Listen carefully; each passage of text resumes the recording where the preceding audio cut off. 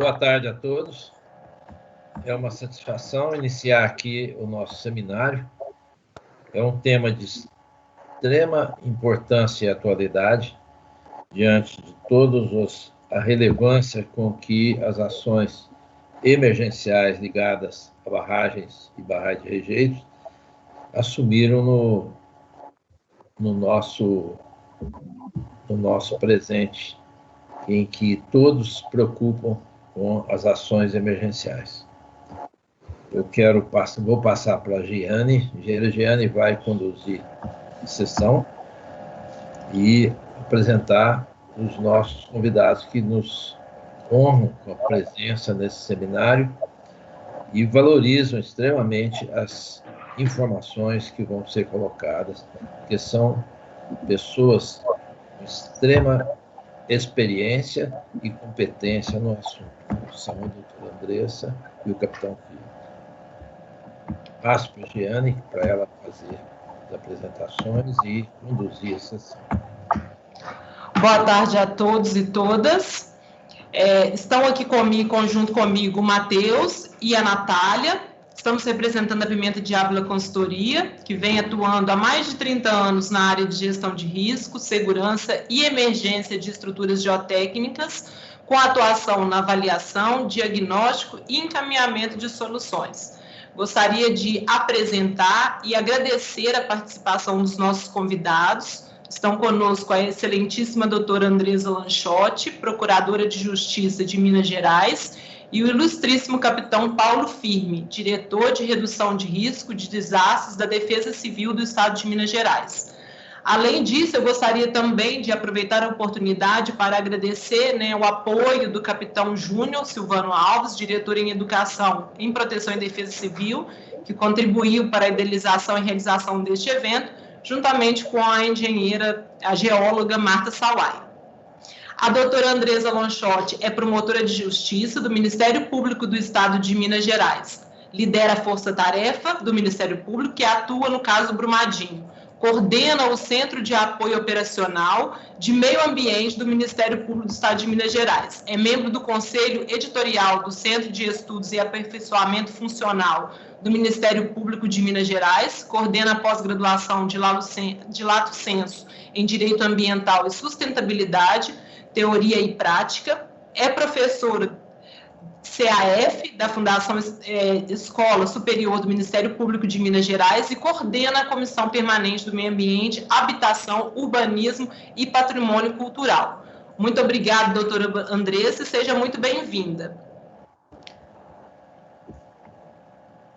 O capitão Paulo Henrique Camargos Firmes, atualmente diretor de redução do risco de desastres da Defesa Civil do Estado de Minas Gerais, SEDEC, que tem a função de minimizar a vulnerabilidade e riscos em uma sociedade, atuando na prevenção, preparação e mitigação de ameaças e impactos adversos, dentro do amplo conceito de desenvolvimento sustentável. Gostaria também de dar as boas-vindas ao capitão e agradecer a participação. Passo agora a palavra ao Matheus e, na sequência, à doutora Andressa. Boa tarde. Esse webinar abordará o tema atual, que é a operacionalização dos planos de ação de emergência de barragens, com as boas práticas que vêm sendo conduzidas nos estudos recentes dos desafios para a execução e operacionalização do PAI, de forma eficiente e segura, trazendo um importante olhar da Defesa Civil do Ministério Público. O webinar será dividido em 4 blocos, sendo: bloco 1, novas exigências legais e discussão técnica dos impactos para a sociedade e empreendedor. Bloco 2, desafios e próximos passos para a implantação dos novos requisitos legais. Bloco 3, espaço para pergunta, e bloco 4, encerramento. Então, fiquem conosco e mandem as suas perguntas no chat com seu e-mail. Caso não consigamos responder todos os questionamentos, o retorno será enviado posteriormente para o seu endereço eletrônico. Como abordado inicialmente pela Giane, a doutora Andressa abordará inicialmente os novos requisitos legais. Então, doutora Andressa, eu passo a palavra. Muito obrigado. Senhoras e senhores, boa tarde. Primeiramente, eu gostaria de agradecer à Pimenta de Ávila Consultoria pelo convite para participar deste webinário, agradecendo a pessoa do Dr. Joaquim. Também gostaria de cumprimentar o capitão Paulo Firme, da Defesa Civil, cumprimentar todos os funcionários da Pimenta de Ávila aqui participantes, cumprimentar toda a audiência. Antes de ingressar no tema que foi proposto propriamente dito, que são as boas práticas e desafios na operacionalização dos planos de ação de emergência de barragens, eu gostaria de fazer uma breve contextualização sobre a atuação do Ministério Público de Minas Gerais na gestão de risco de barragens, especialmente desde o rompimento das barragens da Vale na mina Córrego do Feijão, em Brumadinho. Após o rompimento das barragens em Brumadinho, no dia 25 de janeiro de 2019, na semana seguinte, durante as buscas criminais, chegou ao conhecimento do Ministério Público de Minas Gerais uma relação de 10 barragens que estariam em alarm zone, né, numa situação de segurança de criticidade acima do tecnicamente adequado e desejável. 2 barragens que compunham essa lista eram as barragens B4 e B4A, que colapsaram, né, no rompimento em Brumadinho. Então, diante disso, o Ministério Público tomou ciência da existência de outras barragens nessa situação de risco e passamos a atuar de maneira preventiva. Ingressamos com uma primeira ação civil pública na primeira vara de Fazenda Pública de Belo Horizonte, que denominamos Top 10, que tem como objeto a contratação de auditorias independentes para verificação da situação real das estruturas e também para a atualização dos planos de segurança de barragens, dos planos de ação emergencial. Na sequência, nós propusemos cerca de 20 ações civis públicas em toda Minas Gerais, nas comarcas com barragens da mineradora Vale. O objeto dessas ações são bem similares, auditorias independentes para conhecer a situação real das estruturas e tomar as providências necessárias para a garantia de segurança, para a adequação do planejamento em caso de emergência. Então, durante esse trabalho feito pelas auditorias, no início do ano de 2019, chegou ao nosso conhecimento que os estudos de cenário de ruptura de barragens, eles não haviam sido realizados pela Vale de acordo com a metodologia adequada. Eles previam uma mobilização fixa, num percentual estimado ali de 35%, com que só 35% dos rejeitos contidos na barragem mobilizariam, né, deixariam a barragem numa hipótese de ruptura. E isso não condiz com a realidade, tanto no rompimento de Fundão, quanto no rompimento de Brumadinho, onde o percentual de mobilização foi superior a 70%. Diante disso, nós vimos a necessidade de trabalhar numa definição de critérios para a atualização dos estudos de cenário de ruptura, os chamados dam breaks, porque os dam breaks que vão ser a premissa inicial para todo o planejamento no caso de emergência. Então, com auxílio das nossas auditorias, em especial da EICOM, nós elaboramos parâmetros para a realização desses estudos, levando em conta as características de cada estrutura e não percentuais fixos de mobilização. Então, além das características da estrutura, seu modo de falha, a topografia do vale ajusante, as características dos rejeitos, tudo isso foi previsto nesses critérios.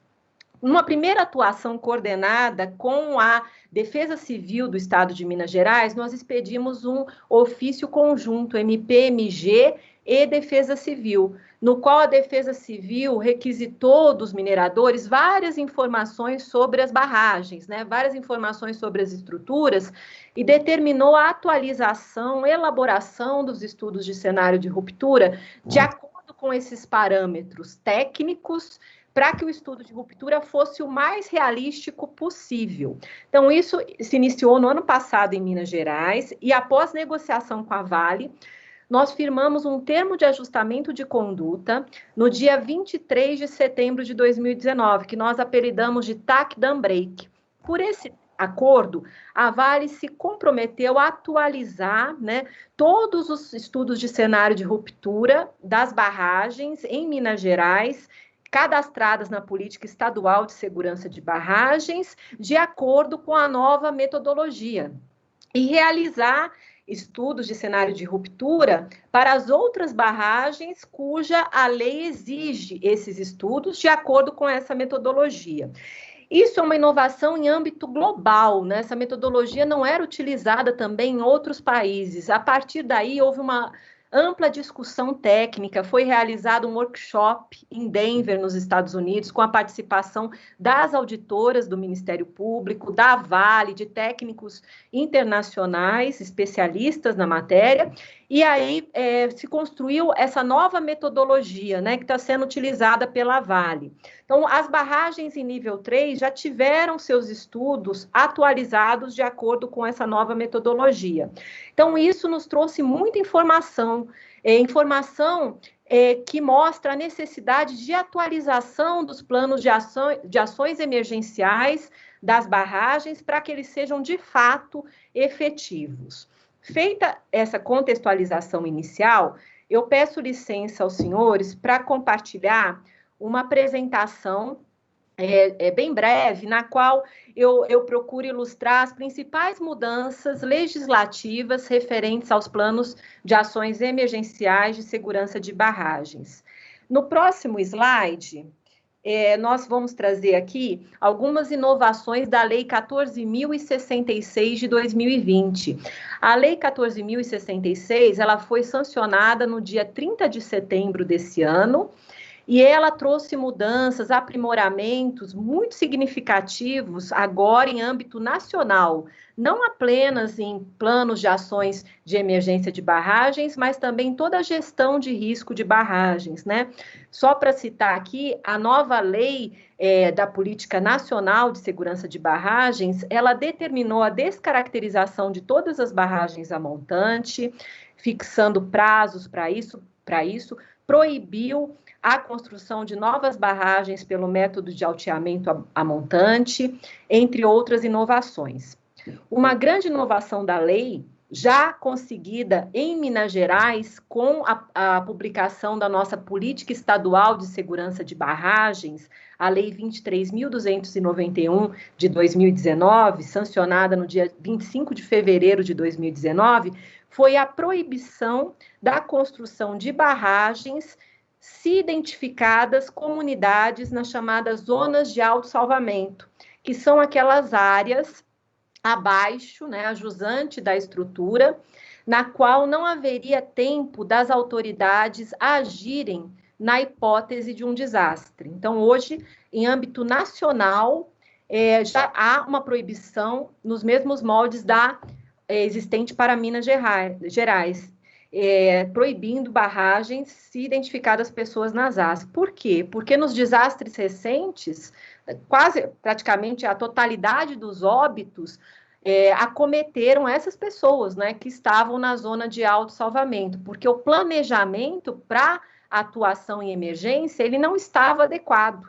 Além de que as informações publicizadas pela empresa sobre a segurança da barragem também não condiziam com a realidade.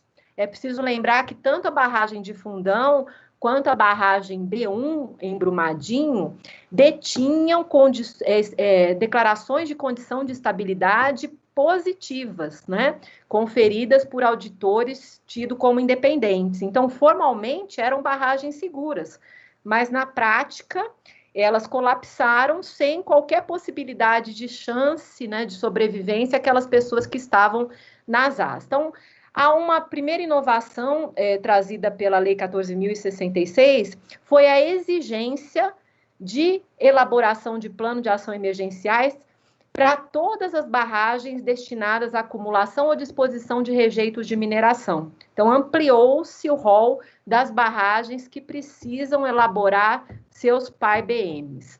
No próximo slide, nós vamos ver aqui alguns requisitos mínimos, né, para a elaboração do PAI que foram trazidos pela Lei 14.066. Só para citar, descrição das instalações da barragem, das possíveis situações de emergências, procedimentos de identificação, notificação e correção de anomalias e situações emergenciais, programas de treinamento, fluxograma de responsabilidades, medidas para resgate de pessoas, animais e patrimônio cultural, mais mitigação de impactos e garantia de abastecimento hídrico. Essas inovações são aprendizados fruto do desastre de Brumadinho, né? Porque nós vimos aí a necessidade de fazer todo um planejamento, não apenas para a segurança das pessoas, mas também para garantir a segurança dos animais. Com a ruptura em Brumadinho, muitos animais morreram porque ficaram isolados, sem acesso à comida, sem acesso à água, ou porque foram também aí levados pela onda de rejeitos. Então, além disso, o patrimônio cultural, ele deve ser planejado o seu resgate para uma ruptura, né? Devemos conhecer o patrimônio cultural existente na mancha de inundação e tomar as medidas preventivas, especialmente quando as barragens já se encontram em nível de emergência, né? Então, isso é uma inovação da lei. E a garantia de abastecimento hídrico. O colapso das barragens em Brumadinho atingiu de maneira frontal a segurança hídrica da região metropolitana de Belo Horizonte, né? Porque com a ruptura, todo o sistema de captação do Paraopeba, ele foi interrompido e continua interrompido até hoje. Então, Belo Horizonte e região metropolitana são servidas por 2 sistemas de abastecimento, do Velhas e do Paraopeba. Nós ficamos só com 50% da capacidade de abastecimento do sistema. Em razão disso, o Ministério Público negociou aí com a Vale um acordo que foi firmado em 8 de julho de 2020, chamado TAC Água, para a construção de uma nova captação no Paraopeba, a montante do ponto de rompimento, que deve estar sendo aí concluída agora no mês de dezembro, parcialmente, e no início do próximo ano, completamente. Dimensionamento dos recursos humanos, mapeamento das áreas, sistema de monitoramento, plano de comunicação, previsão de instalação de sistema sonoro em situação de alerta ou emergência e planejamento de rotas de fuga e pontos de encontro. No próximo slide, tem algumas outras inovações trazidas pela nova Política Nacional de Segurança de Barragens. A disponibilização do PAI no site do empreendedor tornou-se obrigatória. Essa exigência, infelizmente, ainda não está sendo adequadamente cumprida. Nós expedimos uma recomendação na sexta-feira passada, dirigida à empresa Vale, em razão de descumprimento dessa disposição. Então, isso é uma questão aí que os empreendedores, os mineradores, eles devem ficar atentos, né? Além disso, a disponibilização dos planos de ações emergenciais também nas defesas civis dos municípios existentes na mancha de inundação.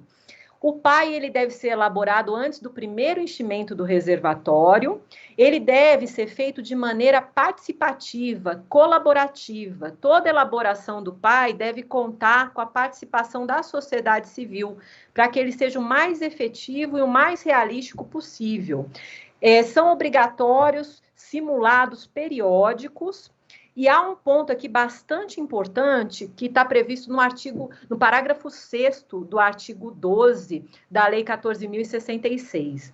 O empreendedor ele deve estender os elementos de autoproteção existente nas AS, na zona de autossalvamento, aos locais habitados da zona de segurança secundária, ou seja, ele deve estender os elementos de autoproteção das AS a toda a mancha de inundação, desde que os órgãos de proteção e defesa civil não possam atuar tempestivamente em caso de vazamento ou rompimento da barragem em outras áreas da mancha de inundação, além das AS, né, que é a zona de segurança secundária. Isso aqui é muito importante, porque os novos dam breaks estão sendo concluídos agora, de acordo com essa nova metodologia que eu citei. Eles mostram que, eu vou citar um exemplo aqui, a mancha ela pode ter uma altura de 27 metros no ponto que termina as AS e as ESS, e começa as ESS. Isso é um exemplo que eu trago da mina de fábrica, o novo dam break mostra que quando a mancha termina as AS, ela tem uma altura de cerca de 27 metros, né, quando ela entra nas ESS. Então, muitas vezes, esse limite físico entre AS e ESS, ele não é realístico, porque, às vezes, as AS cobrem uma rua e não cobre a rua da frente, né? Cobre uma residência e não cobre o vizinho da frente dele, ou às vezes de porta. Então, ela pode não ser realística. Então, agora a gente tem que ter um plano de ação emergencial mais realístico, né? Onde não for possível a atuação dos órgãos de defesa civil, deve o empreendedor ficar responsável pela segurança dessas pessoas, estendendo os mecanismos de autoproteção. Então, também como inovação, tem-se a obrigatoriedade de revisões periódicas do PAI. Eu vou passar mais rápido aqui no próximo slide, para não gastar muito tempo nesse primeiro bloco, né? Mas eu gostaria de falar um pouquinho das responsabilidades do empreendedor. A nova lei, ela traz no artigo 17 algumas das responsabilidades dos empreendedores: permitir acesso aos órgãos fiscalizadores, elaborar o plano de segurança de barragens, elaborar e implementar o plano de ações emergenciais, notificar as autoridades de modificações nas condições de segurança da estrutura, executar recomendações das inspeções, elaborar mapa de inundação quando exigido. Então, essas obrigações, hoje, o descumprimento delas configura infração administrativa. A Lei 14.066 expressamente dispõe isso. Se você não cumprir qualquer dessas obrigações administrativas, você incorre em sanção administrativa, com multas altíssimas. No parágrafo 6º, mais uma vez, eu trago essa questão da extensão dos elementos de autoproteção das às ESS, nas hipóteses em que os órgãos de proteção e defesa civil não possam atuar tempestivamente, que eu já falei. No próximo slide, nós vamos falar brevemente do decreto 48.078 de 2020, é o decreto estadual que foi expedido no dia 5 de novembro, agora de 2020.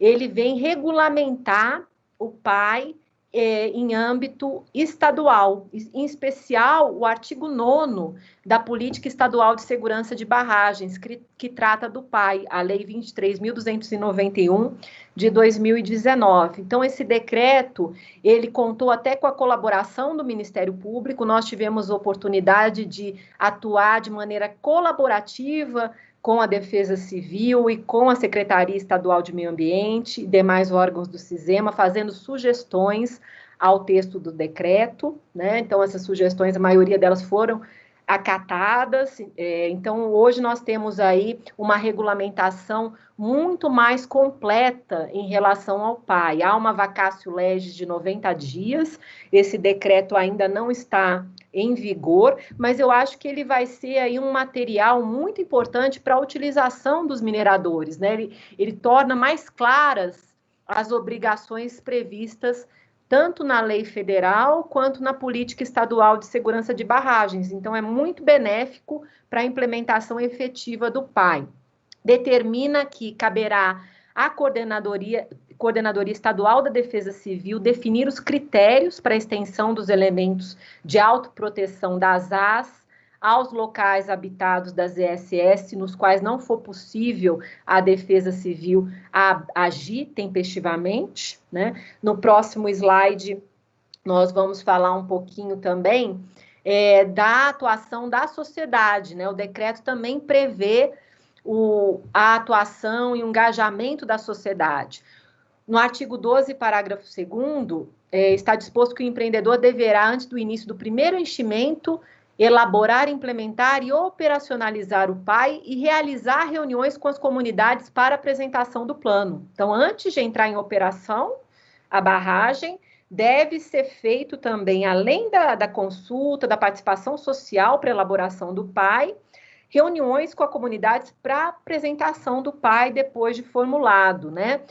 Os simulados também estão previstos no decreto, programas de treinamento e divulgação para os envolvidos e para as comunidades potencialmente afetadas, com realização de exercícios simulados periódicos, e o direito à informação, né? Em caso de desastre, será instalada sala de situação para encaminhamento das ações de emergência e para comunicação transparente dessas ações de emergência com a sociedade. O que nós fizemos já na prática após o rompimento das barragens de Brumadinho, né? Imediatamente foi criada a sala de situação, no primeiro momento ali na Associação Comunitária do Córrego do Feijão, depois transferida para a Faculdade ASA, mas houve ali desde um primeiro momento essa articulação e integração dos órgãos que estavam atuando na resposta ao desastre, possibilitando não apenas o melhor planejamento, mas também uma informação mais assertiva para a sociedade.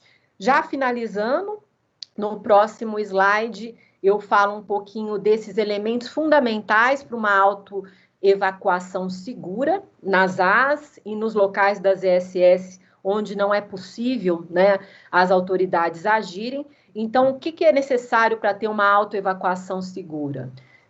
Sinalização adequada, às vezes em diferentes idiomas, em toda a Mancha. Por que em diferentes idiomas? Há áreas turísticas que são mancha de inundação de barragens em nível 3 de emergência, né, em Minas Gerais, que significa em ruptura ou na iminência de ruptura. Nesse sentido, o Ministério Público formulou aí um TAC com a empresa Vale para as barragens da mina de Mar Azul, em Macacos, aqui na região metropolitana, que prevê, inclusive, rotas de fuga e sinalização em outros idiomas, além do português. Alertas, sirenes funcionais e ouvidas em toda a Mancha. As sirenes têm que ser efetivas, né?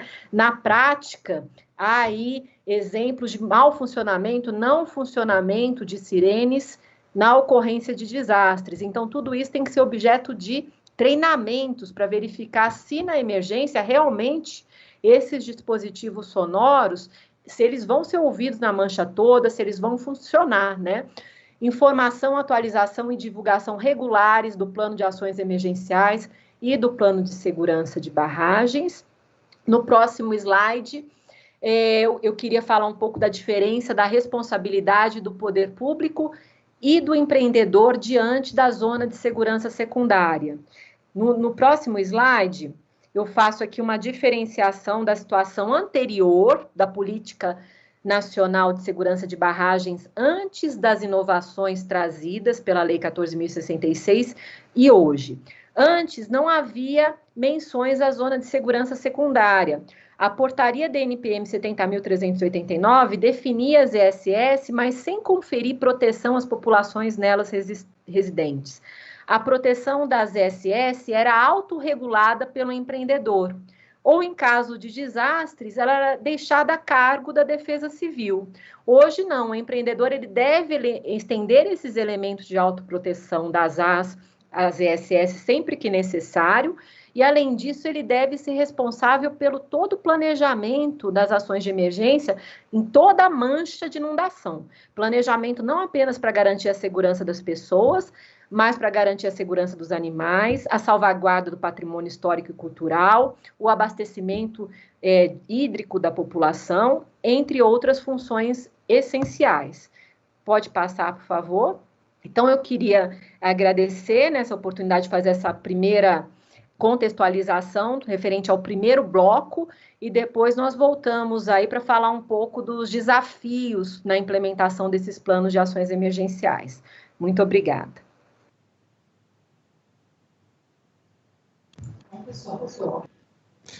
Dando início às nossas discussões, conforme já apresentado pela doutora Andressa, né, nos últimos anos houve uma evolução da legislação voltada à operacionalização do PAI, influenciada com o histórico recente de acidentes e todas as consequências associadas. O Ministério Público e a Defesa Civil de Minas Gerais tiveram um papel de protagonismo no estabelecimento de novas diretrizes para a operacionalização do Plano de Ação de Emergência.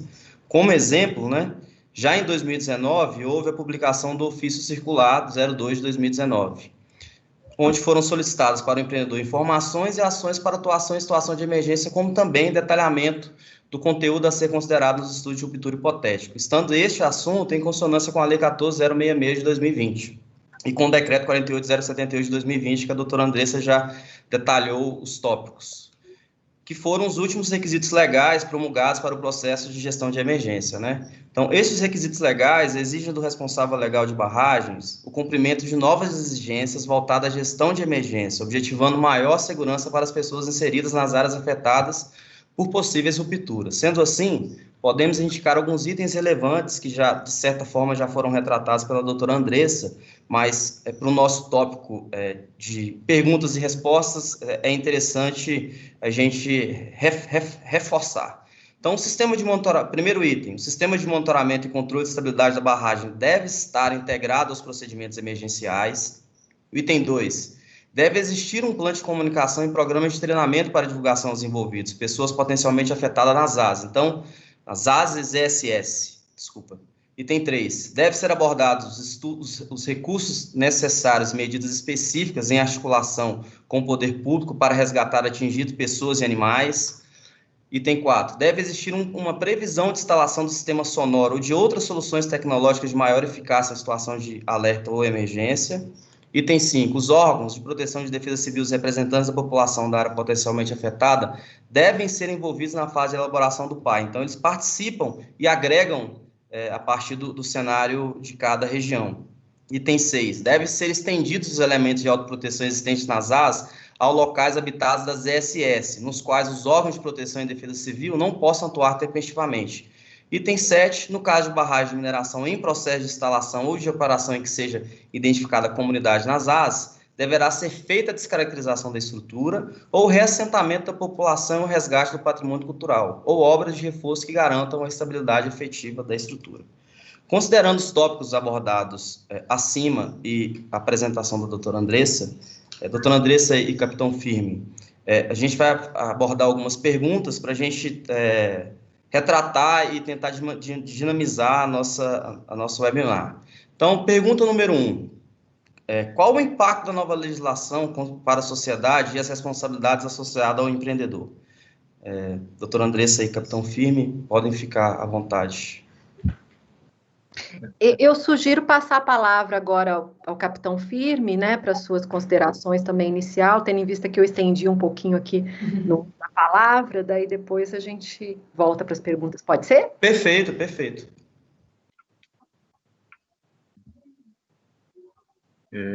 Então, inicialmente, né, eu gostaria de dar boa tarde à doutora Andressa, pessoa que a gente tem como grande referência aqui na SEDEC, um respeito enorme pela doutora Andressa, que sempre nos apoia. Agradecer a Pimenta de Ávila pela oportunidade, sempre essa questão dos webinários, dos debates são muito importantes, e a todo mundo que está participando aí pelo webinário, toda a audiência, e falar que é muito importante, até a Defesa Civil valoriza muito essa questão dos debates, e até a produção acadêmica, para que a gente consiga melhorar e aprimorar todas as metodologias, né? Fica até difícil falar depois da doutora Andressa, que ela foi uma aula, até anotei muitas coisas, sempre aprendo quando ela fala, a revisão, né, sobre todas as leis. Eu acho que Minas Gerais teve um avanço enorme a partir do ano de 2019, né? Infelizmente, com os 2 desastres que nós tivemos aqui, mas posteriormente, pela ação do Ministério Público, pela ação da Defesa Civil Estadual, né, a gente conseguiu hoje, a gente tem a lei que institui a política estadual, né, em relação à segurança de barragens, que saiu agora no dia 5 de novembro, o decreto que vai regulamentar um grande avanço, que é essa aprovação e dar parâmetros, né, dar critério para elaboração dos planos de ação, do plano de ação de emergência.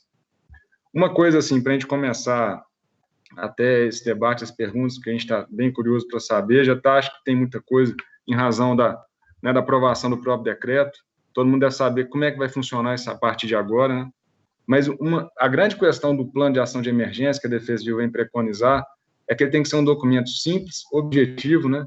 E o grande objetivo do plano de ação de emergência é orientar, direcionar todas as etapas de resposta em caso, né, de emergência.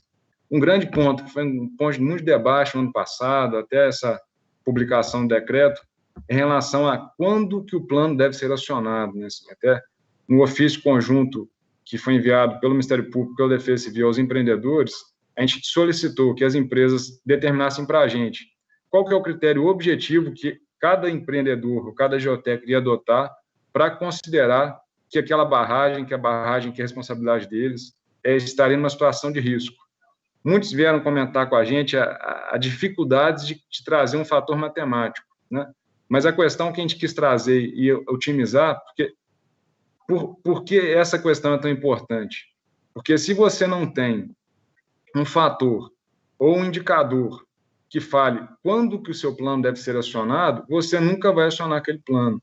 Porque aquele quadro que fala dos níveis de risco, quando que é caracterizado as ações desencadeadas que vão orientar até dar possibilidade para que os órgãos públicos auxiliem os empreendedores numa possível resposta.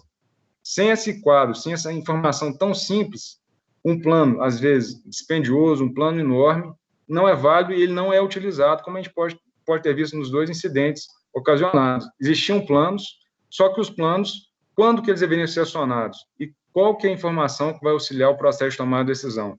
O fator de risco, o fator de segurança. Aí o empreendedor e o geotécnico pode chegar no fator que ele acredita seja o melhor. Mas isso é muito importante. A gente queria ressaltar, até para o início do debate, eu acho que as perguntas vão ser muito boas, e aqui nos colocando à disposição para as perguntas.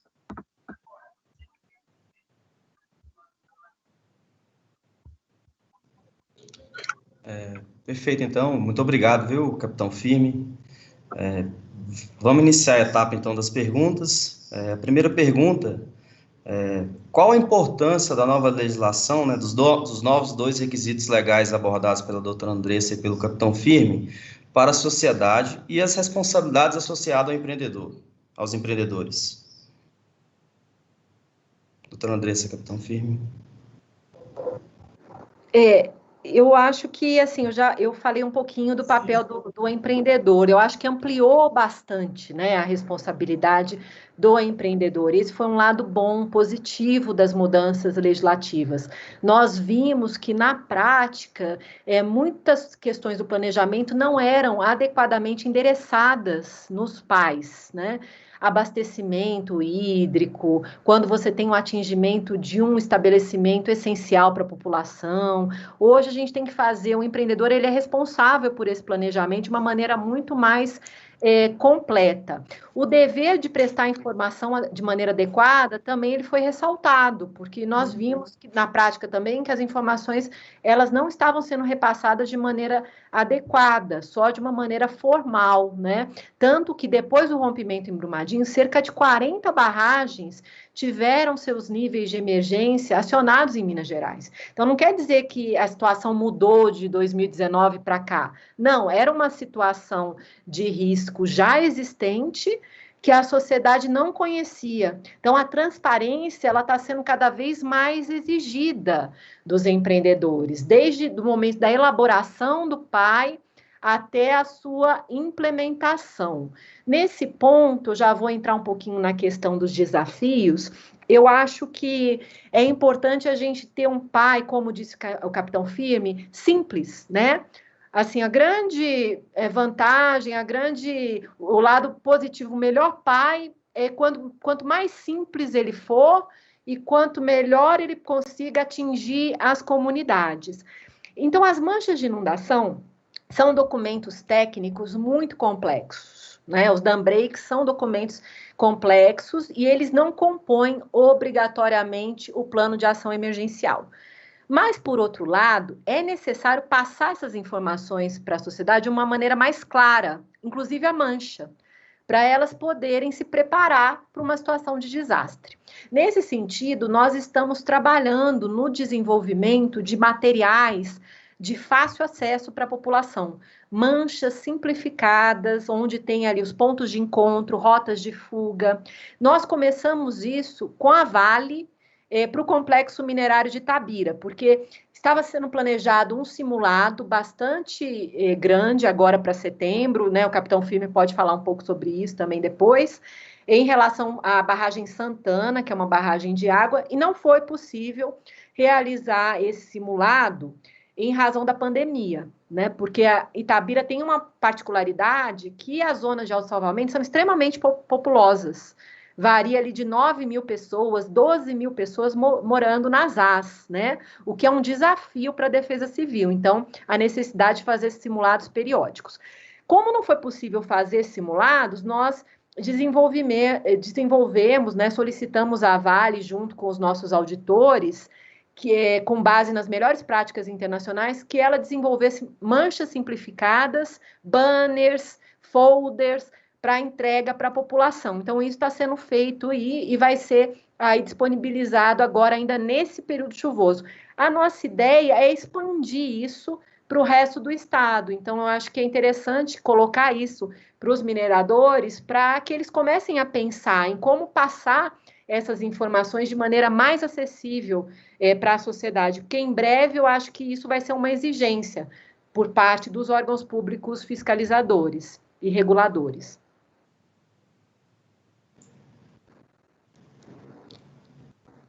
Capitão Firme? Então, tentando responder essa pergunta, né, acho que foi uma evolução legal, acho que é parte da evolução da própria humanidade, assim, é um conceito de responsabilidade social das empresas, né? Cada dia mais esse contato, esse fortalecimento local e o contato com a população, é igual a doutora Andressa falou. Acho que para os empreendedores, né? Cada vez que se coloca uma norma e tem mais transparência sobre o que é certo e o que é errado, né? E o que deve ser seguido para que a atividade continue a acontecer, isso é um grande avanço, sob o meu ponto de vista, né? Essa segurança jurídica para todos os envolvidos é extremamente importante. E o que a gente preconiza muito, é um grande avanço, como a doutora Andressa falou, um grande desafio, são os trabalhos que a gente tem tentado fazer em como, né, interligar e como levar para a população todas as informações, né, para que as pessoas tenham acesso, tenham essa transparência, com todo o procedimento, com todo o processo. Além disso, né, como foi publicado o decreto agora, no dia 5 de novembro, a gente vai trabalhar a Defesa Civil, a gente tem uma instrução técnica, a gente vai tentar trabalhar da mesma forma que o Corpo de Bombeiros trabalha para liberar edifícios, né, em relação ao risco de incêndio. A gente teve o decreto, teve o artigo 6, que vai colocar quais são as competências da SEDEC. Então, a SEDEC ficou com aquelas 4 responsabilidades, né, que é falar sobre sistema de alerta e alarme, evacuação, abastecimento de água potável para as populações, e vai também falar sobre, junto, né, a majoração das AS. Então, com a nova legislação, as AS ela pode ser estendida até 25 quilômetros, não somente agora a 10 quilômetros, né? E também falar sobre quando que a empresa deve estender os mecanismos de sistema de alerta e alarme para as zonas de salvamento secundário. Mas então está sendo elaborada, deve ser publicada nas próximas semanas, uma instrução técnica. Nessa instrução técnica vão ter todos os critérios e parâmetros que devem ser seguidos, né, para que o empreendedor elabore o plano de ação emergencial. Inclusive, para as partes de competência da Defesa Civil, a gente vai tentar fazer um modelo, né, para facilitar a vida dos empreendedores, até para a transparência, para objetividade e clareza do PAI, um plano que a empresa pode seguir. Em vez de ter que fazer um plano, inventar assim, né, inventar a roda, ela vai ter os passos que têm que ser seguidos para elaborar o plano de ação de emergência. Então, relacionado a essa primeira pergunta, eu acho que essa transparência de informações, né, essa imparcialidade, essa impessoalidade na aprovação dos PAIs é um grande avanço, não só para as empresas, mas para toda a sociedade. Obrigado, capitão Firme, doutora Andressa. O grande desafio que a gente tem, né, pensando nesses 2 requisitos legais, é nessa questão da DSS, né? Eu acho que o empreendedor ele vai ter um esforço para dimensionar os recursos e implantar as medidas muito grande. E tendo em vista essa instrução técnica que você comentou, capitão Firme, então, de certa forma, nortear os passos para essa delimitação, eu acho que é algo muito relevante aí para os empreendedores, para todas as empresas, né? Então, muito obrigado pelo esclarecimento. Pensando nessa questão da sociedade, né, que a gente comentou, que foi a primeira pergunta, eu acho que um dos grandes desafios é envolver a sociedade, engajar a sociedade nesse processo, né, de processo de evacuação, abordagem do empreendedor junto à sociedade. Então, qual que é a estratégia que tanto a Defesa Civil como o Ministério Público vocês veem como boa prática para envolvimento da sociedade e nesse processo de validação do PAI e de entendimento de que aquilo é algo positivo para a sociedade, que o empreendedor ele está atuando para atender um requisito legal, mas além disso é algo que vai trazer um benefício local para aquelas pessoas. Obrigado. A estratégia é a comunicação adequada, né? Eu acho que ela passa aí pela realização de reuniões públicas, seja online, seja presencialmente, uma estratégia de informação, muitas vezes por meio de banners, folders, tem que ter uma comunicação pensada pelo empreendedor de maneira adequada para mostrar a importância desse engajamento. Afinal, é a vida dessas pessoas que está em jogo. Então, colocando isso para elas naturalmente vão se interessar. Isso já acontece na prática, né? Porque eu vejo, assim, na situação onde há barragens em nível de emergência, nível 3, as populações estão extremamente atentas, engajadas, buscando o Ministério Público. Em Itabira, onde as AS são altamente povoadas, as populações populações estão atentas também, respondem bem ao simulado. Queria até que o capitão Firme falasse um pouquinho sobre isso, porque a Defesa Civil Estadual realizou no passado o maior simulado da América Latina, que foi em Itabira. Então, a resposta foi muito positiva. Então, de forma complementar ao que o doutor Andressa falou, né, assim, primeiro, em relação à pergunta, né, o que eu vejo que é um fator de grande diferença para as pessoas, assim, até em conversa muito nos exercícios simulados, é o senso de pertencimento que a empresa tem com a localidade, assim, acho que é uma forma até da mineração mudar a história dela em Minas Gerais, né? Sempre a mineração, às vezes as pessoas veem a mineração como uma forma de exploração onde o retorno não volta para aquela comunidade. Então, quando a gente vai numa localidade fazer um exercício simulado e as pessoas sentem que a empresa tem responsabilidade com os moradores, que a empresa escuta os moradores, né? E que a empresa tem essa responsabilidade social com o município, com a comunidade que ela está inserida, isso é um fator de grande diferença que a gente tem percebido em conversa com as pessoas, assim. Então, esse é o senso de pertencimento. Eu acho que essa palavra é uma palavra-chave que muda totalmente a relação da empresa com as pessoas que estão ajusantes, estão próximas àquela empresa, né? Eu não gosto de citar nomes assim, mas se a gente pega alguns exemplos, tem cidades onde a empresa ela ajuda o município, ela está ali interligada com as pessoas, a gente vê que é muito mais fácil, as pessoas se envolvem com todas as atividades. Igual a doutora Andressa falou, assim, no ano passado a gente reforçou todas as ações e o Ministério Público foi um grande parceiro nosso em relação à realização dos exercícios simulados. Por que isso é tão importante? Até porque, assim, quando a gente estava escrevendo aquela questão de aprovação dos pais, foi um debate grande com a equipe, assim, quando que um pai é efetivo? Quando que um pai é bom? O capitão Firme vai falar se o pai é bom? Não. Quem fala se o pai é bom é o exercício simulado.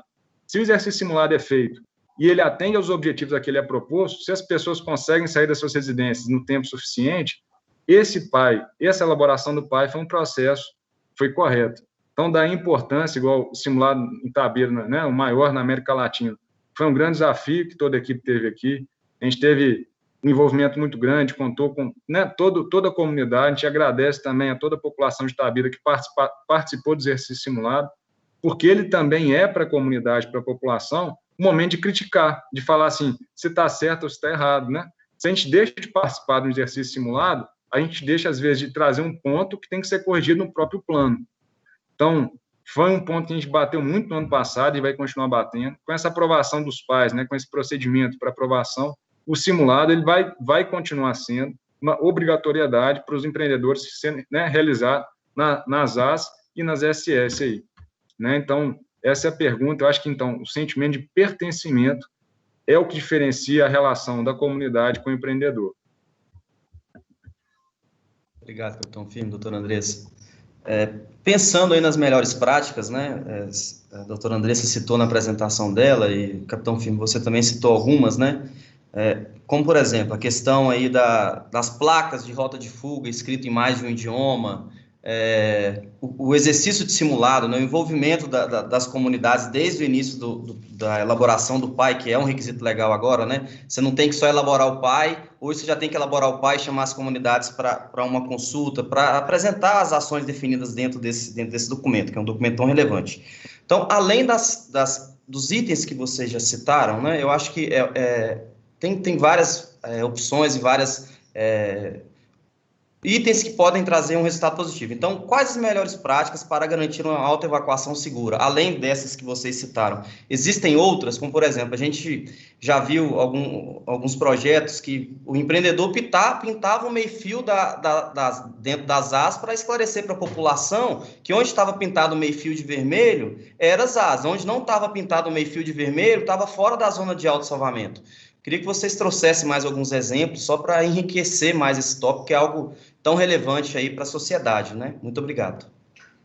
Eu acho que o importante é ter mais informação sobre a mancha. Hoje nós temos uma informação mais adequada com essa nova metodologia da elaboração dos dam breaks, né? O primeiro passo, eu acho que é conhecer a mancha, porque a partir daí você consegue se preparar, colocar os alertas sonoros no local adequado, elaborar esse material que eu falei de fácil acesso para a população, isso é muito importante, vai além de só fazer o PAI. A comunicação ela tem que ser efetiva, né? O PAI está disponível nos sites, é muito bom, mas na prática, o que vai orientar o salvamento é uma rota de fuga conhecida por quem está na mancha de inundação. Como tornar essa rota de fuga conhecida e o mais realística possível, né? São elementos aí que precisam ser aprimorados pelos empreendedores. Eu acho que a regulação, ela não dá todas as respostas. O empreendedor vai ter que ir além. Como a Vale está pensando ali para Itabira, esses banners, folders, a EICOM buscou as melhores práticas internacionais em comunicação de emergência, a partir daí desenvolveu esse material com a Vale. Então, assim, eu acho que a Vale é uma empresa relevante no setor, tem outras empresas relevantes, eu acho que essas grandes empresas geram benchmarks nacionais, então elas fazendo além, as outras de uma maneira natural vão seguir o mesmo caminho, e depois a legislação vai avançando. Então, esse é um caminho. Eu queria trazer um ponto aqui, que a gente está falando de desafios. Eu tenho uma preocupação muito grande. Por mais que nós avancemos com o sistema correto de alerta, as manchas, a gente tem um desafio em relação às barragens suscetíveis à liquefação, e especialmente aquelas que têm anomalias descontroladas.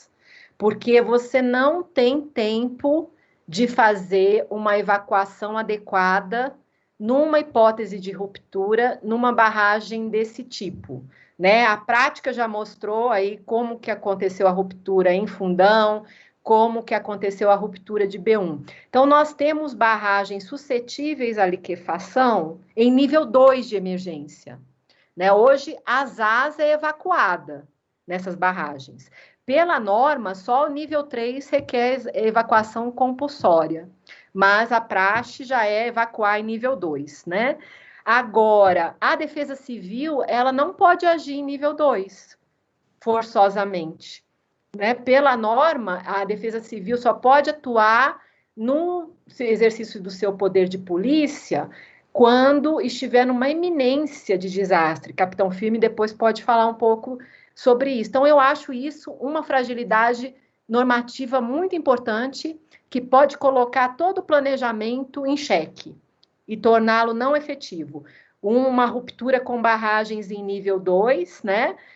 Onde uma pessoa se recuse a deixar aí uma área das ESS, por exemplo, ou mesmo das AS. E aí, como agir? Então, por isso, essa extensão da autoproteção para as ESS, sempre que necessário, é tão importante, porque hoje nós temos a informação dos pontos das ESS onde não é possível uma atuação da Defesa Civil. Quem dá essa informação? Os novos dam breaks, atualizados de acordo com a nova metodologia. Eles vão mostrar como está a onda em cada trecho das ESS. Então, agora a Defesa Civil vai regulamentar isso, né? Quando que é necessário estender a autoproteção das AS para as ESS. A gente tem que lembrar que as ESS está habitada. Então, nós temos que nos preocupar com as ESS, entendeu?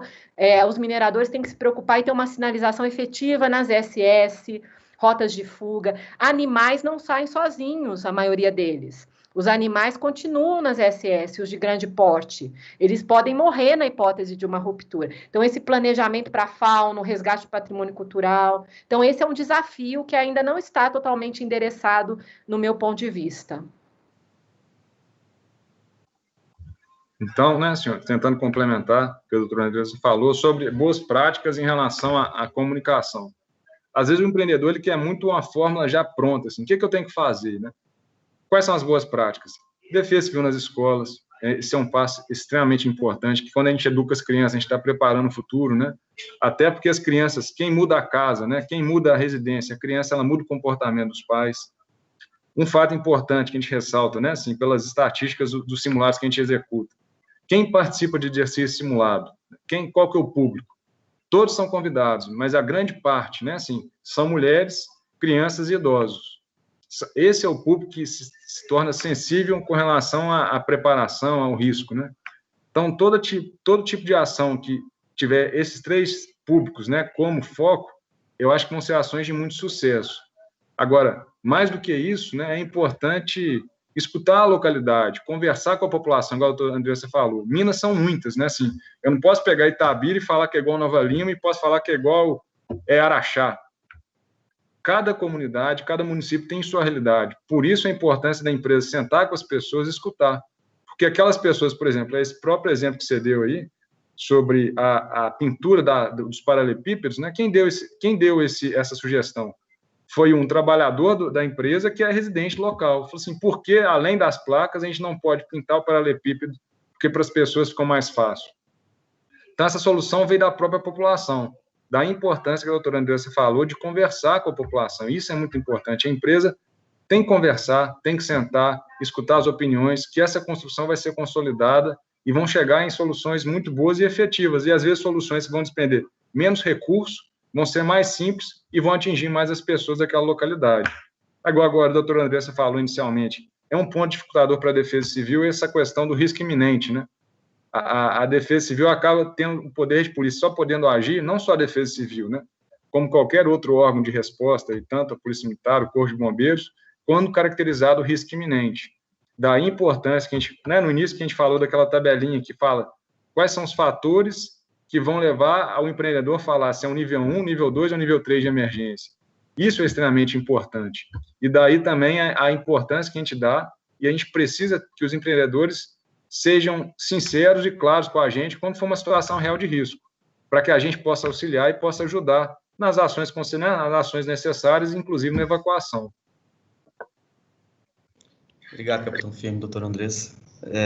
A gente pode perceber que a coluna vertebral da operacionalização das ações é uma comunicação aberta com a comunidade, né? Eles têm que estar envolvidos no início, meio e fim. Então, eu acho que esses novos requisitos legais, eles vieram realmente para complementar mais ainda e deixar mais claro quais estratégias que o empreendedor tem que tomar para realmente construir um plano de ação de emergência que vai trazer bons frutos aí para a população.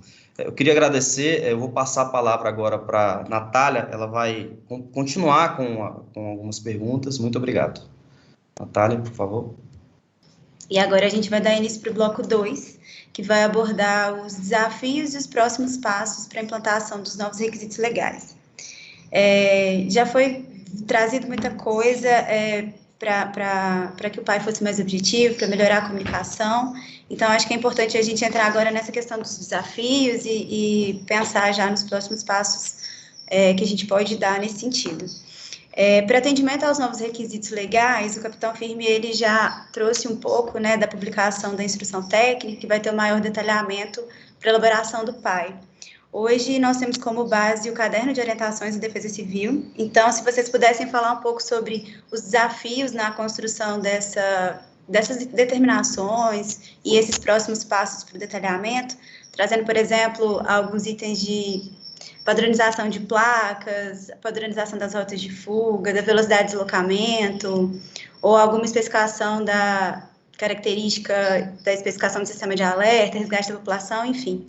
Se vocês puderem trazer, que tem sido desafio, né, e pensado nos próximos passos aí nessas determinações. Capitão Firme, pode ficar à vontade. Muito obrigado, doutora. Então, tentando explicar a pergunta. Só voltando para a pergunta anterior, gente, que eu acho muito importante. O empreendedor ele tem que ter empatia com a comunidade. Pensa no empreendedor, o coordenador do PAI, pensa assim, pensa se você é morador de uma área de risco, o que você gostaria que a empresa fizesse para você? Pensa quanto população e não quanto empresa.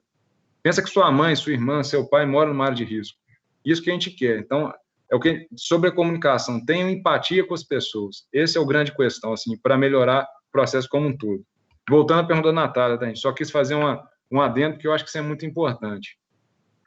Sobre os procedimentos, com a instrução técnica, ela está baseada basicamente assim, não vou falar sobre os conteúdos que a gente está fechando, os detalhes, alguma coisa pode mudar a outra, né?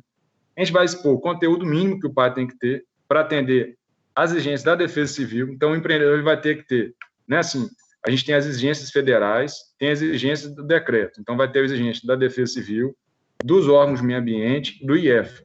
Cada instituição vai publicar uma instrução técnica, falar sobre ele. Então, a gente vai ter, igual no decreto, a gente vai ter o PAI com as seções. Então, vai ter o PAI com a seção com o capítulo de proteção e defesa civil, lá vão estar as informações que a gente vai solicitar.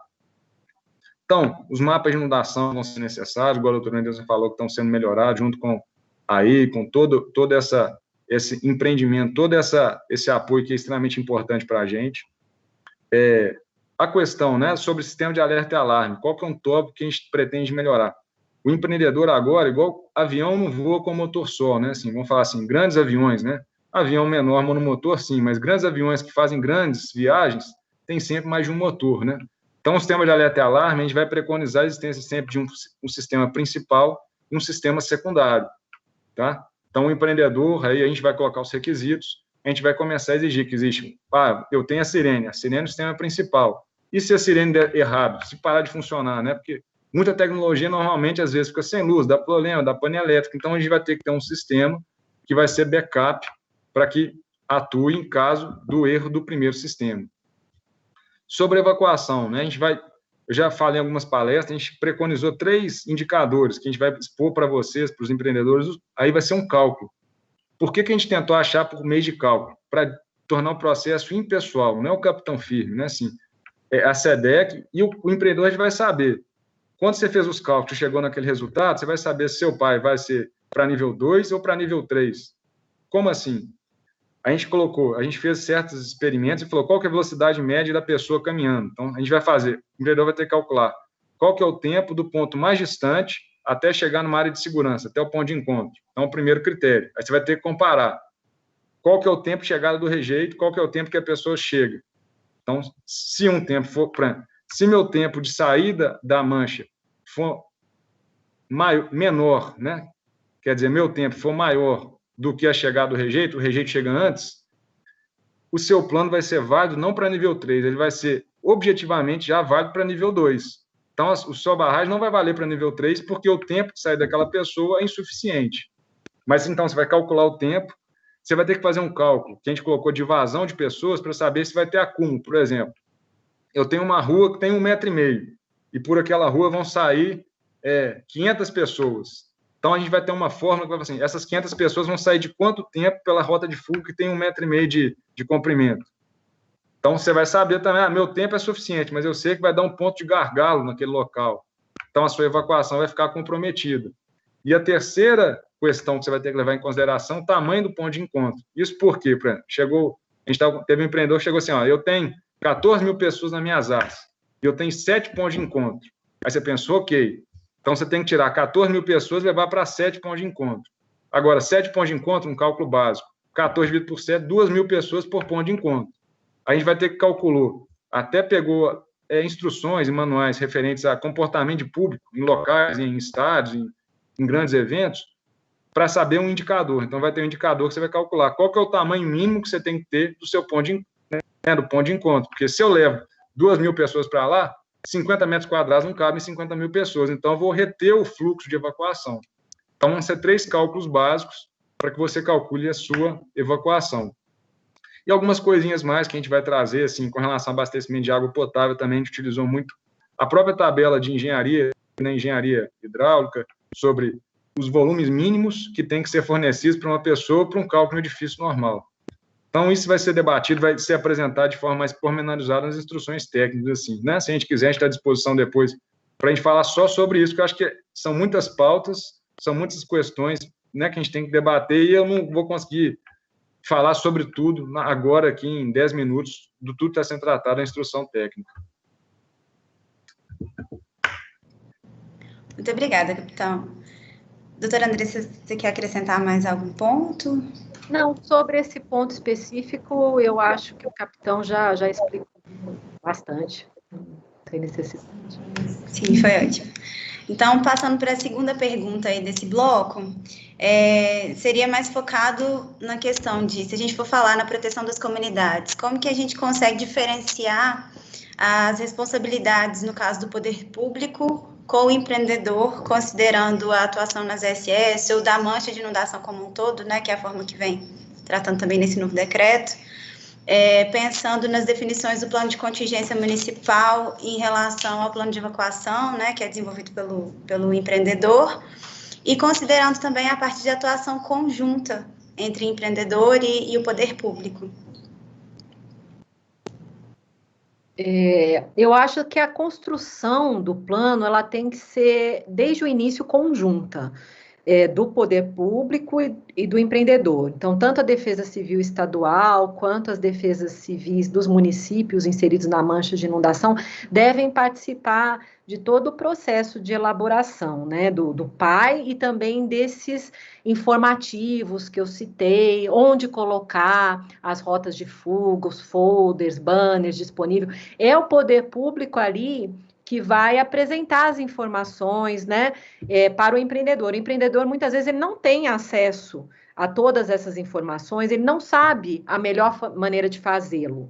Então, ele tem que atuar conjuntamente com o empreendedor. Mas nós temos que ter em mente que tudo isso está sendo feito em razão da realização de uma atividade econômica pelo empreendedor. Então, esse risco é um risco criado pelo empreendedor. Ele tem que arcar com tudo e ele tem que dar todos os meios para o poder público agir, né? Não seria uma situação nem justa do ponto de vista social você transferir esses ônus para a sociedade.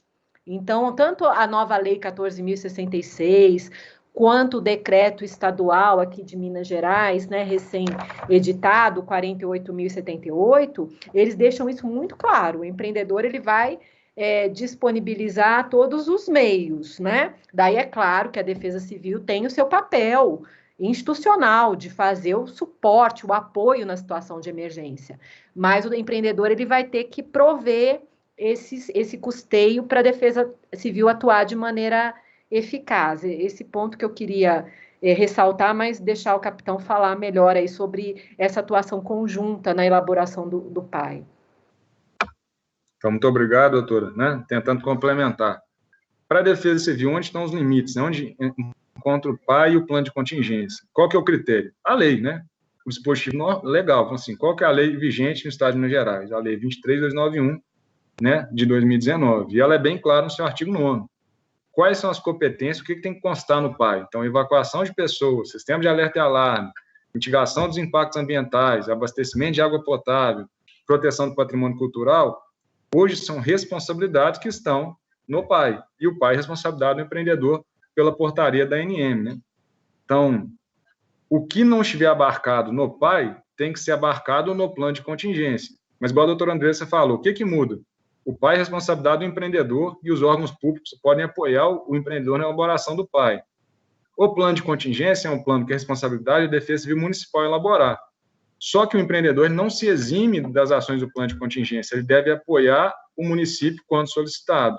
Então, são dois planos que conversam entre si, onde o PAI é do empreendedor, mas que os órgãos públicos apoiam a execução, e o plano de contingência é responsabilidade do município, só que, da mesma forma, o empreendedor deve apoiar o município naquilo que for comprovado, que for relacionado, né, a ações de emergência, ações que são necessárias, ou para salvar e proteger as pessoas, e eu coloco pessoas e animais, né, toda a população residente no risco, restabelecimento dos serviços essenciais e assistência aos afetados e às vítimas. Então, esse é o conteúdo do plano de contingência. Então, o critério que a gente fala, o que tem que ter no PAI, é o que está na Lei 12.334, que agora foi atualizado com a 14.066, depois a portaria da ANM, para o caso da barragem de mineração, e a Lei 23.291, que fala sobre, no seu artigo 9º especificamente. Muito obrigada, capitão, muito obrigada, doutora. A gente observa que todos os pontos conversam muito bem, né, de tudo que está na legislação e tudo que foi colocado aqui. Essa atuação conjunta desde o início é muito importante e a comunicação como um todo sendo bem feita faz toda a diferença. A gente encerra aqui o bloco 2 e agora a gente vai dar início ao bloco 3 com abertura para as perguntas. Então, muito obrigada e eu passo a palavra agora para a Giane. São muitas perguntas, então eu vou tentar aqui resumir, porque eu acredito que algumas coisas já foram sendo muito bem esclarecidas, tanto pela doutora Andressa, quanto pelo capitão Firme. Tem uma pergunta aqui que é mais voltada para a fiscalização, mas talvez vocês possam pontuar alguma coisa que vocês viram, né, que vocês identificaram aí na experiência referente aos planos de ação de emergência. O Daniel Jardim, ele pergunta quais são os erros mais comuns identificados nos relatórios de plano de ação de emergência. Se vocês podem comentar aí alguma coisa identificada que vocês observaram aí na experiência de vocês. Olha, eu vou deixar o Capitão Firme falar mais assim, sobre esse tema, porque ele tem, né, uma experiência prática maior do que a minha. O que eu já identifiquei foi informações desatualizadas. Então, esse é um ponto assim, que parece corriqueiro, mas que é crucial na implementação do PAI. Telefones defasados, pessoas que não estão mais coordenando, constando na lista de pessoas a serem acionadas, isso é uma constante, é um problema sério que tem que ser combatido, mas acho que o capitão tem outros exemplos aí para partilhar. Muito obrigado, doutora. Sobre os planos, né? O primeiro grande erro da empresa é entender que o plano não é para o funcionamento, é vital para ela e é uma mera formalidade. Quando a empresa tem essa compreensão, já sabe que o plano está totalmente errado, né? Normalmente são planos que a gente pega um plano de uma empresa, às vezes consultora, dá Ctrl+C e Ctrl+V, é tudo copiado, né? Você pega, é o mesmo jeito, às vezes o mesmo jeito de escrever, por exemplo. Dá até para perceber que o plano é copiado, porque o cara nem atualizou o telefone da Defesa Civil Estadual, né? Assim, nem o telefone do plantão foi atualizado. Então, a primeira coisa, a empresa tem que entender que o plano de emergência é um plano que funciona para a operação da barragem, que é dela. Ela precisa daquele plano e ele vai nortear, inclusive, o presidente da empresa. Quando a barragem der um problema, qual que é o primeiro instrumento de auxílio no processo de tomar uma decisão interna que a gente espera? O plano de ação de emergência. Ela fala assim, o que o plano de ação de emergência fala? É isso? Então, vamos seguir as normas e as técnicas, o que está escrito. Mas, igual a doutora Andrés falou, o que é mais comum? Telefone desatualizado, né? A gente já ficou aqui 6 horas tentando falar com uma empresa, e a empresa, nenhum dos telefones funcionava. Muitas vezes a empresa bota telefone que é telefone PBX, né? Então, por exemplo, eu preciso falar com ela de noite, final de semana, não tem um telefone celular da pessoa responsável. Então, esse é um plano, é um dos erros comuns que a gente tem aqui também, né? E essa questão de não, igual eu falei na primeira parte, quando ele não entende que quando o decisor, quando o gerente do coordenador do PAI, o presidente da empresa não entende que o PAI é para ele um instrumento de tomada de decisão, que vai falar assim, quando que a barra dele está em risco, o que deve ser feito, ele às vezes só cumpre a formalidade e vai colocando, vamos falar assim, coloca definições, né? O que é desastre, o que é surgência, mas o plano ele não tem que conceituar, ele tem que direcionar a ação.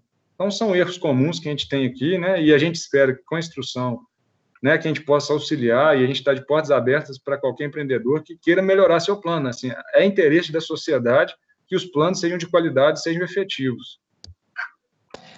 Uma coisa que a gente tem ouvido, né, quando a gente desenvolve os planos de ação emergencial, é em relação ao número dos telefones no fluxograma, que foi até um ponto que o capitão Firme, né, colocou. E aí eu queria saber o seguinte, com essa nova legislação, né, da necessidade de disponibilizar os planos de ação emergencial no site do empreendedor, essas informações, né, no entendimento de vocês, são informações extremamente confidencial ou essa informação ela tem que conter também, ser disponibilizada no site do empreendedor? Então, por exemplo, do coordenador do PAI, da pessoa que atua no setor de meio ambiente, né, da Defesa Civil, qual que é a visão de vocês em relação a essas informações, principalmente agora com essa questão aí da Lei de Proteção dos Dados, como que isso funciona? Capitão Firme, quer começar? Não, se a senhora quiser, eu posso sim. A percepção da Defesa Civil é que a gente tem que, como órgão público, a gente segue o princípio da legalidade, né? E a lei vigente é a lei de acesso à informação. Então, os dados devem ser disponibilizados para a população, né? Todos os dados, com exceção dos dados pessoais, né? Então, a diferença qual que é? Você não precisa botar no seu site o telefone do coordenador do PAI, você tem que passar para os órgãos públicos, né? Quando a gente precisar. Mas você tem que criar um mecanismo, seja um telefone que funcione 24 horas, para tirar dúvidas da população. Essa é a diferença. Então, a lei de acesso à informação fala sobre a proteção dos dados pessoais. O restante, a gente tem que ter total transparência com a sociedade, com a população, e conforme dito, nós somos órgãos públicos e seguimos o princípio da legalidade. Não, exatamente, inclusive isso constou expressamente no decreto 48.078 agora, que os dados devem ser publicizados, exceto os dados pessoais. Então, tendo essa cautela aí de não publicizar de maneira desnecessária, né, os dados pessoais das pessoas envolvidas na implementação do PAI, todos os demais dados devem ser publicizados.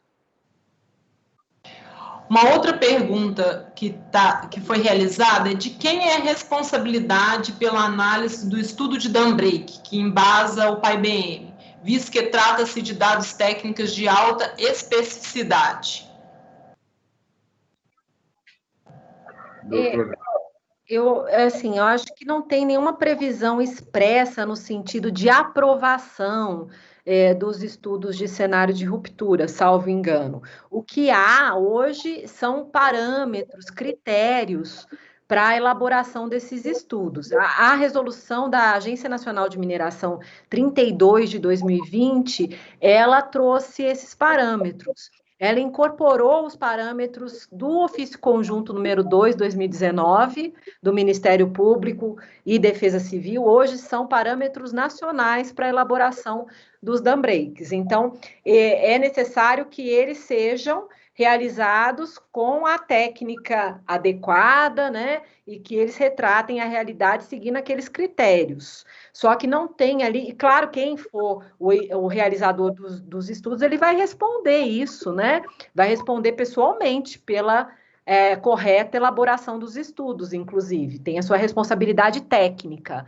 Agora, não tem nenhuma aprovação prevista na lei dos estudos, e eu acho que não é o caso de ter, né? Eu acho que, na verdade, isso deve ser, sim, uma responsabilidade do empreendedor.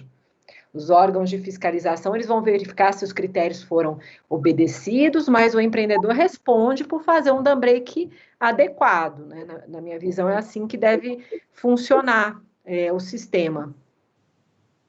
Exatamente, a gente da Defesa Civil comunga totalmente com a opinião da doutora Andressa, né? O dambreak, até no próprio decreto, não existe nenhum órgão que vai validar esse dambreak, são dados, parâmetros que o empreendedor deve seguir. Quem vai responder é o engenheiro, né, no caso, a pessoa, o profissional devidamente capacitado, né, que vai elaborar o dambreak. E caso aconteça discrepância e aconteça um incidente, ele vai responder, né, por que houver aquelas discrepâncias, né? Eu queria só aduzir que, para o caso da Vale, em Minas Gerais, de maneira consensual, né, em razão de todo o histórico que antecedeu essas discussões, nós firmamos o termo de acordo que eu mencionei, o TAC-DAMBREAK. O TAC-DAMBREAK, essa metodologia, ela foi validada pela auditora responsável pelo TAC-DAMBREAK, que é a EICOM, o cronograma de elaboração dos estudos, né, tudo isso é auditado também, porque novas estruturas têm entrado nesse cronograma, tem uma mudança de prazos de acordo com os níveis de emergência. Então, se uma estrutura entra em nível de emergência, daí ela tem um cronograma mais curto, porque são estudos extremamente complexos, né? Então, demorando aí meses a anos para fazer. E há uma dificuldade, porque hoje a gente caracteriza o rejeito, né? Então, as barragens, algumas estão em nível de emergência, então tem uma dificuldade na caracterização dos rejeitos, elaboração, realização de sondagens, então tudo isso está sendo auditado. Além disso, para o caso da Vale, nós temos hoje auditorias independentes para todas as minas da Vale inseridas nas políticas nacional e estadual de segurança de barragens em Minas Gerais, fruto dessas ações que eu mencionei, que o MP propôs e dos acordos que nós celebramos. Então, cerca das 100 barragens e diques da Vale estão sendo auditados por auditorias que prestam serviço para o MP e para os órgãos públicos, né? Inclusive para a ANM, a gente compartilha esses dados com a ANM, com a FEAM, e as auditoras estão auditando as manchas também. Então, para além da responsabilidade do empreendedor, as auditorias estão acompanhando a atualização dos estudos de cenário de ruptura, especificamente no caso da Vale, em Minas Gerais, que tem o maior número de barragens e quase a totalidade das barragens em emergência, é um grande número também. Uma outra pergunta, nós estamos sendo vistos do Canadá, de Vancouver. O André Xavier está fazendo uma pergunta, né? As comunidades participam, né? Vocês colocaram aí, as comunidades participam na preparação do PAI em sua fase de planejamento? O que vocês acham? Deve participar? E como se dá essa participação? Na opinião de vocês, como se daria essa participação? Eu acho que deve participar, acho que a gente até falou isso aqui algumas vezes, que essa participação deve ser na fase de elaboração e depois uma reunião pública para compartilhamento, né, do trabalho com a comunidade.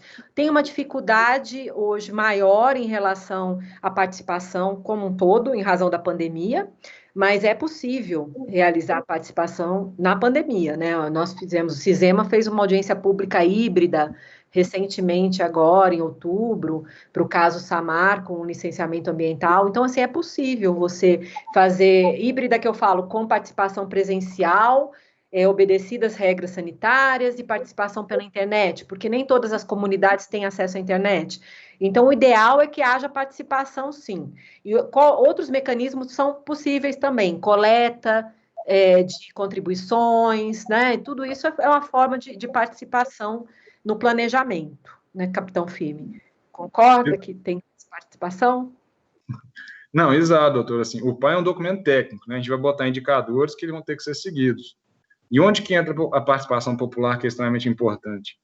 O empreendedor tem que ir lá conversar com a pessoa para saber essa rota de fuga que eu coloquei aqui é o caminho normal, por exemplo, que a população faz? Porque, às vezes, assim, você tem que escutar, igual, eu brinco igual na cidade administrativa aqui, é tudo gramado. Aí, de repente, eu venho e faço assim, uma rota de fuga aqui, boto cimento, aí cimento tudo. Aí, daqui a pouco, eu vejo que a grama está cheia de pezinho, ninguém passa naquela rota de fuga e todo mundo passa na grama. É isso que a gente tem que escutar a população, porque, às vezes, aquele caminho, por hábito, é um caminho que as pessoas seguem mais. Então, para a escolha das rotas de fuga, as sinalizações, né?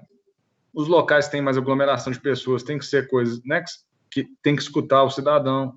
Até para identificação, qual que é o mecanismo de alerta e alarme, por exemplo? Com a população. A população de Minas é muito, né, heterogênea. A gente tem população urbana, tem população rural, tem um lavrador que mora dentro de casa, que não tem internet.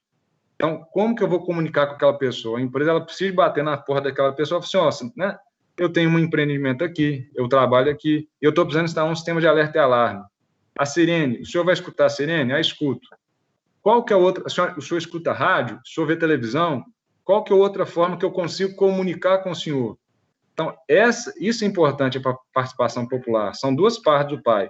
A gente tem a parte técnica, que você tem que pegar os indicadores e a empresa tem que fazer essa parte técnica, e depois tem que conversar na comunidade para avaliar se aquilo que você colocou é plausível para a realidade local. E aí corrigir o PAI de acordo com a opinião da população, de acordo com as conversas, com as entrevistas, né? Isso é muito importante. Então, eu concordo totalmente com a senhora, doutora Andressa. É importante a participação popular. Eu só fiz uma adenda assim, a gente tem a parte técnica, ela tem que seguir, e depois o empreendedor ele tem que ir na população para ver se aquilo que você escreveu é plausível para a realidade local. Tem que avaliar as rotas de fuga, sistema de comunicação, e os outros pontos são extremamente importantes, né?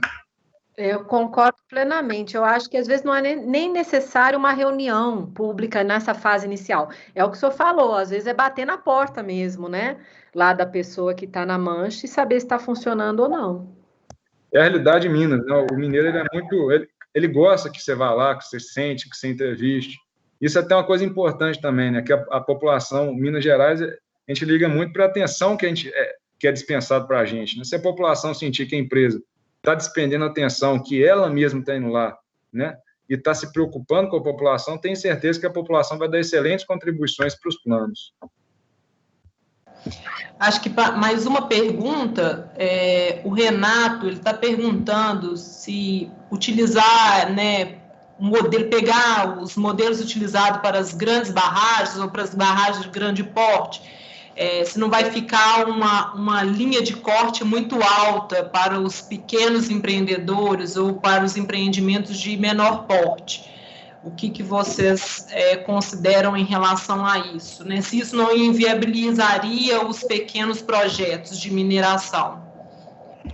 Eu acho que o que a gente tem que ver é o dano, potencial associado e o risco do sistema de disposição de rejeitos. Se ele se insere nas características, né, da Política Nacional Estadual de Segurança de Barragens, então, se é uma barragem que está inserida na política, ela já tem um porte que a caracteriza como necessário de ter esse planejamento de emergência. Então, não pode ter essa inversão, né, de colocar a atividade econômica numa posição de primazia em relação à segurança. O critério da lei é objetivo. São barragens de mineração que estão inseridas na Política Nacional de Segurança de Barragens e na política estadual. Então, se elas estão lá inseridas, é porque elas podem gerar um risco para a população. E o empreendedor ele tem que ter a responsabilidade social de gerir esse risco. Se ele não está apto a gerir esse risco, ele deve fazer outra coisa,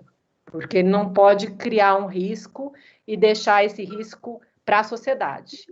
Se ele vai se colocar no mercado de mineração, com os benefícios e lucros que ele vai oferir, ele tem que estar preparado para gerir o risco que ele vai causar também, porque é uma atividade de alto risco, né? Você depositar rejeitos em barragens pode ter consequências catastróficas para o meio ambiente e para a sociedade. Então, isso que tem que estar no foco. A gente concorda com a doutora Andressa, né? Assim, toda atividade que existe um risco, a gente tem que saber gerir esse risco, né?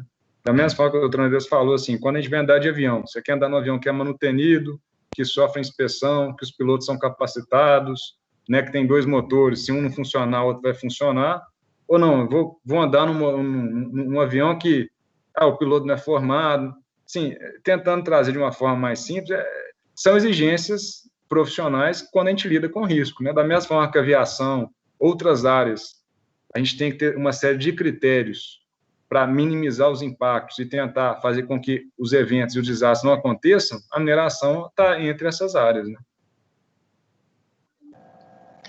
Com certeza. Eu acho que esse debate aqui é extremamente, né, esclarecedor, é produtivo. Eu fico muito feliz de, né, executar esse tipo de atividade e ter pessoas, instituições e órgãos que estão, né, de fato, se dedicando ao assunto e que traz colaborações extremamente expressivas e que, no final das contas, a gente vai ter um trabalho melhor desenvolvido, a sociedade mais segura, e isso é muito importante. A primeira vez que nós conversamos com a Defesa Civil, né, a colocação dela foi, né, acredito que é importante trazer o Ministério Público para esse debate. E aí eu comecei a perceber que, de fato, em nenhuma das apresentações que eu tinha assistido, o Ministério Público estava presente.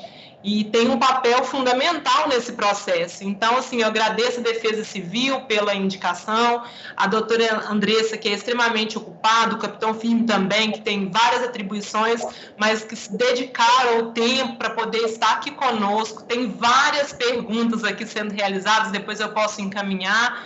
Agradeço a todo mundo parabenizando, foram mais de 150 pessoas assistindo, né, numa segunda-feira, às 14 horas, então é um tema muito relevante. Então, agradecer a disponibilidade, a atenção, a Pimenta de Ávila, eu acredito que é uma empresa que nos suporta nesse sentido de desenvolver o melhor trabalho e apoia esse tipo de debate, de evento, de tal forma que nós também possamos desenvolver o melhor trabalho e trabalhar com responsabilidade, que eu acho que é o grande objetivo, o grande fruto final é desenvolver um trabalho que tenha alguma coisa a contribuir e ajudar. Então, eu deixo a palavra aberta, parabenizar também a doutora Andressa, ao capitão Firme, pela atuação no Estado, todas as vezes, quando nós precisamos de defesa civil, ela está de portas abertas para nos auxiliar. A doutora Andressa, a gente mandou um e-mail, ela foi extremamente gentil, solícita de aceitar esse convite, estar aqui conosco. Muito obrigado mesmo, foi muito produtivo. Eu, como profissional que atuo na área, fiquei muito satisfeita com o resultado dessa conversa aqui aberta, onde foram colocadas e foram colocadas tantas contribuições. Muito obrigada e deixo a palavra aberta também para vocês, quiserem colocar algum ponto final, algum esclarecimento, fique à vontade.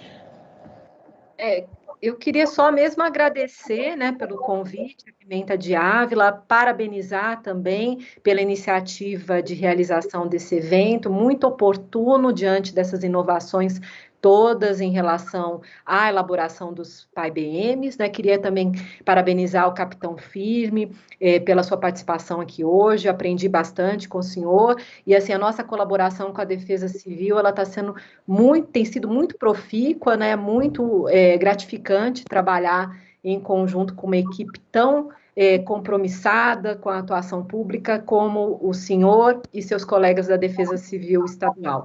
Agradecer a Giane, a Natália, o Matheus, o doutor Joaquim, né, por ser os anfitriões aqui hoje, e todo o público presente. Da mesma forma, né, agradeço a doutora Andressa, fico muito feliz com as palavras da senhora, sinceramente, as pessoas que a gente tem um respeito vindo da senhora, a gente fica muito mais feliz ainda. Então, agradeço também ao doutor Joaquim, a Giane, a Natália, toda a organização da Pimenta d'Ávila, né, e todo o público, e a gente fica muito feliz, e que for para proteger as pessoas, a gente está sempre, se for para proteger as pessoas, salvar as pessoas, a gente está sempre à disposição, aqui a Defesa Civil está de portas abertas para tirar dúvida também. Então, muito obrigado, estamos sempre à disposição da população e de todos os senhores aí. Está convivendo com ações emergenciais desde a barragem da Rio Verde, que foi em 2001, então nós estamos quase há 20 anos vendo. E é impressionante o progresso das ações e na eficiência. O Capitão Firme deve lembrar das vezes que ele já atuou, e eu posso dizer que uma das coisas mais impressionantes que eu tenho é que a imagem da eficiência que é da Defesa Civil e do Ministério Público, que impressiona e mostra o contraste que é a ideia que a gente faz do serviço público. Estou há 20 anos convivendo com isso e vendo a diferença entre o que a população às vezes faz da eficiência do serviço público e o que é realmente na emergência.